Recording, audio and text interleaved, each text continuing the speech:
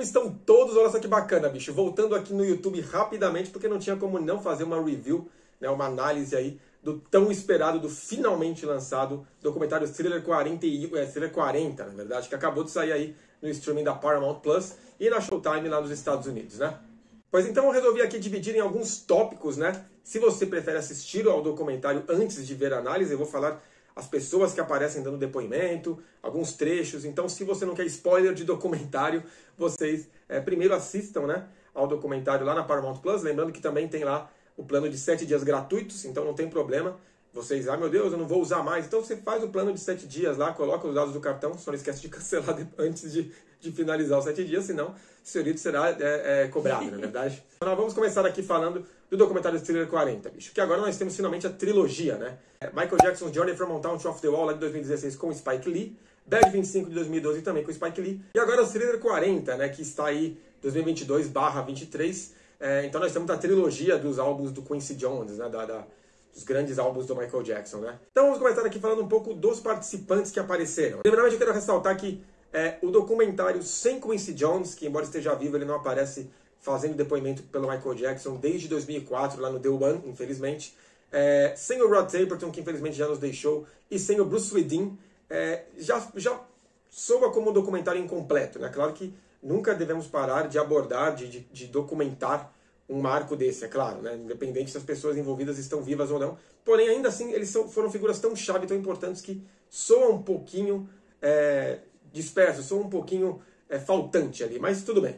Primeiramente, quero dizer os gloriosos, né? Os que não poderiam faltar e estão no documentário. Matt Forger, que é um engenheiro de som sensacional, muito presente. No Thriller ele está presente. O Anthony Marinelli, que é o programador de sintetizador, inclusive ele tem um canal no YouTube aí falando sobre o Thriller em geral, muito bom, ele está presente. Greg Phillinganes, figurinha carimbada, também não podia faltar, presente desde 78 na vida do Michael Jackson, ali desde o Destiny, né? Está aí também no documentário. Jimmy Jam e Terry Lewis, né, que são os gloriosos, né, uma dupla de produtores aí renomadíssima, né, trabalharam com a Janet nos álbuns consagrados dela e depois trabalharam com o Michael em History também. Eles aparecem também falando da importância de Thriller. Também presente está o subestimado trio The Waters, né, talvez você nem tenha ouvido falar deles. Eles fazem os backing vocals de Wanna Be Starting Something, algumas faixas do disco Thriller, então foi uma inclusão sensacional, porque eles geralmente são esquecidos. Se você for nos créditos do disco, você vai ver um pessoal lá com o sobrenome Water, que é deste trio, e eles estão aí presentes no documentário também, comentando a respeito do disco. Presente também está o John Landis, né, diretor do disco Thriller, né? Se não tivesse também, pelo amor de Deus, né? Ele tem uma grande participação, bem longa no documentário, essencial, crucial para o documentário. Também está presente o diretor Steve Barron, do clipe Billie Jean, que também é essencial, né? Ele fala pouquinho, mas também é essencial para demonstrar o quão importante foi o lançamento do curta-metragem de Billie Jean. Walt Yetnikoff, né, o presidente da CBS aí naquela época, ele já faleceu em 2021, porém tem gravações em áudio dele comentando a respeito e tal, que também é muito bom, não podia faltar. Então, parabéns ao Nelson George aí por incluir. E entre os convidados da nova geração, digamos assim, para deixar ainda mais assertiva a importância do Michael Jackson e a importância do seu legado nos dias de hoje, estão o Usher, Mary J. Blige, Mark Ronson, will.i.am, que também já trabalhou com o Michael em Thriller 25, então tem bastante o que falar. E agora as duas pessoas que eu não concordei muito em estarem presentes, a Brooke Shields, né, que foi ali a peguete do Michael nessa época aí, está presente ali na cerimônia do Grammy com ele, para comentar a respeito dessa parceria dela com ele, ok, até legal, mas ela acaba comentando do disco, que não ela sabe disso, mas enfim. Foi interessante ainda assim, mas eu trocaria, por exemplo, pela Ola Ray, que não aparece, né? A garota lá do clipe Thriller, ela não aparece no documentário. Eu acho que seria uma troca bastante substancial. E também o presidente do TikTok, o chefe executivo do TikTok, eu não me lembro agora exatamente a função dele, me pareceu mais um merchan na cara dura do spoiler ou da gravadora para o TikTok. Aparece o logo na sua cara, assim, tudo bem que é importantíssimo mostrar que a geração nova está descobrindo a música de Thriller através do TikTok, através das redes sociais, hoje que, obviamente, não tem 1% da notoriedade que tinha no lançamento, mas é a maneira que a galera achou de descobrir a música do Michael, de se envolver com a música, né? Então, embora pareça um merchan meio descarado, ainda assim é importante ressaltar isso, né? Ressaltar como a galera está tendo acesso à música do Michael hoje em dia, né? Eu também senti falta do depoimento do Bob Giraldi, que está vivo, né? O diretor do clipe Beat It e também o diretor do comercial da Pepsi, que aconteceu aquele fatídico acidente da queimadura no cabelo do Michael, que infelizmente ele era o responsável e, sei lá porque, ele não está presente no documentário. Eu acho que ele teria algumas coisas boas para comentar. O documentário inicia com uma breve, não é muito longa, e isso eu até concordo, porque a gente já viu muitas vezes o Michael e Gary, como se iniciou tudo. Isso aí é bem breve, e eu também acho que não precisa se prolongar muito nisso. Todo fã de Michael Jackson, até quem não é fã, já conhece a história de como o Michael se iniciou, já está contado em diversos outros documentários, não tem necessidade, então isso é um ponto positivo. Eu achei também que, de certo modo, o documentário se perde, às vezes, na sequência das faixas, né? Ele começa a falar de Wanna Be Starting Something, então você pensa, ele vai começar na ordem cronológica do disco. Mas daí ele pula para The Girl Is Mine, então ele vai falar da ordem dos singles. Mas depois ele volta para Wanna Be Starting Something. Eu achei meio salada nisso. Beat It é comentado no final, Beat It é comentado no início. Não se comenta de The Lady in My Life, nada. Não se comenta de PYT, nada. São algumas coisas que deixaram inferior o documentário, em comparação a Bad 25 e Off the Wall, que eles falam ali faixa a faixa mesmo, que o Spike Lee abordou música por música, né? Mas enfim. Em The Girl Is Mine nós temos finalmente acesso àqueles vídeos da gravação de abril de 82 do Paul com o Michael e toda aquela galera presente. Isso é uma das melhores coisas que tem no documentário. O Paul McCartney já tinha exibido alguns trechos desse encontro aí, da gravação, nas turnês dele, solo, lá nos anos 90 e tal. Porém agora nós temos acesso diretamente através de um lançamento oficial do Michael Jackson, né? As cenas de Ravenhurst, né, aquele estúdio caseiro em ensino na casa da família Jackson, onde nasceram tantas demos do Michael Jackson, como Beat It, por exemplo, e eles fazem um shot, a câmera assim entrando, é de arrepiar, você sabe a importância daquele local. Foi uma boa ideia filmar dessa maneira, né? Mostrar o local dessa maneira pra gente.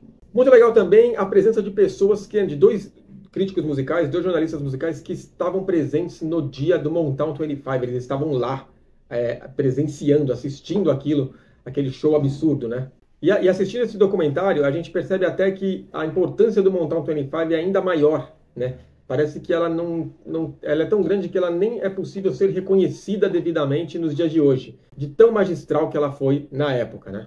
E um dos vídeos inéditos bem legais que eu achei o Michael Jackson e o John Lennon ali reunidos na sala de edição, quando eles foram editar finalmente o videoclipe de Thriller. A gente já tinha ouvido falar muito disso em livros e tudo mais, mas dessa vez está ali o vídeo dos dois presentes, editando, comentando, brincando e tal. Muito legal. E é nessa ocasião que o Michael comenta que o Fred Astaire ligou para ele, né, no dia seguinte ao Motown 25, que é um dos seus heróis, um dos maiores dançarinos da história, elogiando o Michael, né, bicho? Então aí foi aonde ele se sentiu ainda mais que tinha feito um bom trabalho, né?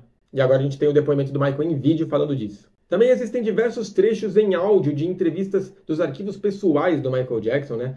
Ele comentando ali como que foi gravar Thriller, qual que era o seu interesse, qual era a sua proposta, suas ideias. Então isso também é um adicional muito importante para o documentário, que torna ele ainda mais exclusivo, por assim dizer, né? A respeito da Victory Tour, tem poucos trechos, mas tem alguns trechos com qualidade superior aí presentes. O Wanna Be Starting Something tem um trecho bem longo e tal. Eu esperava mais da Victory Tour, para falar a verdade, mas tá ali também na medida. Foi interessante também eles abordarem um pouco do álbum E.T. Storybook, né, que aconteceu ali, a gravação aconteceu durante as gravações do disco Thriller, né? E até por conta de ser um projeto tão esquecido, até pelo próprio diretor Steven Spielberg, né? Não teve relançamento, não teve nada.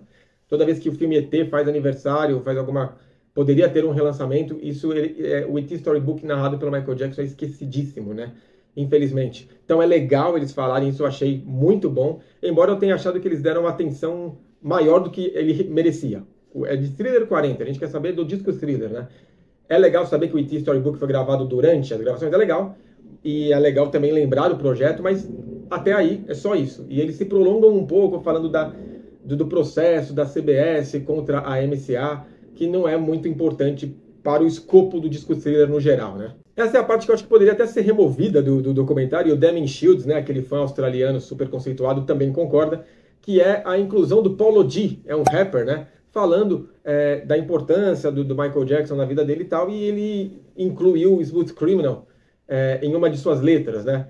Primeiro que Smooth Criminal nem faz parte de Thriller, então eu entendo que eles quiseram mostrar a importância do Michael Jackson para os artistas jovens, mas eu acho que teria outros melhores exemplos, e eles mostram Justin Bieber, Justin Timberlake, Bruno Mars, Usher, aparecem performances dele demonstrando que o Michael Jackson é importante para o legado atual, então eu não sei por que colocaram, também me pareceu um pouco ali um meio de vender o peixe do cara no documentário, né? Não sei.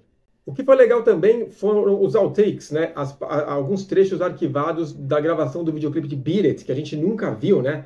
O Michael ali em cenários, obviamente, reconhecíveis pra gente, né? Porém, fazendo outra coisa, aguardando a filmagem iniciar. Isso foi muito legal, a gente vê a reação do Michael, a atenção dele e tal. Isso também foi muito legal. E também tem a presença de 2 coreógrafos aí falando no documentário. Também muito interessante pra gente saber mais os termos técnicos, né? O que estava acontecendo na dança na época, na Califórnia, em Nova York. Como o Michael incorporou isso tudo em uma coisa só, né? Elementos de locking, de popping, de b-boy e tudo mais. Então isso foi muito interessante, muito importante. Curioso que eles mencionam um pouquinho de Carousel para dizer que Human Nature tomou o lugar de Carousel e tal, mas isso também me soou um pouco deslocado, porque então a gente deveria falar das outras faixas. Starlight, que virou Thriller, eles começam falando de Starlight, não dá a entender que Starlight virou Thriller, aparece ali o Anthony Marinelli tocando nos sintetizadores e tal, mas ficou meio no ar, para quem já não sabe a história do Michael, ficou um pouco no ar. E se mencionou Carousel, por que não mencionar as outras músicas que, por exemplo, Billie Jean tomou o espaço de Nightline, por exemplo. Isso não é mencionado, mas eu achei que ficou meio deslocado a presença de Carousel ali. Mas enfim, talvez seja porque Carousel está no Thriller 40, no disco, né?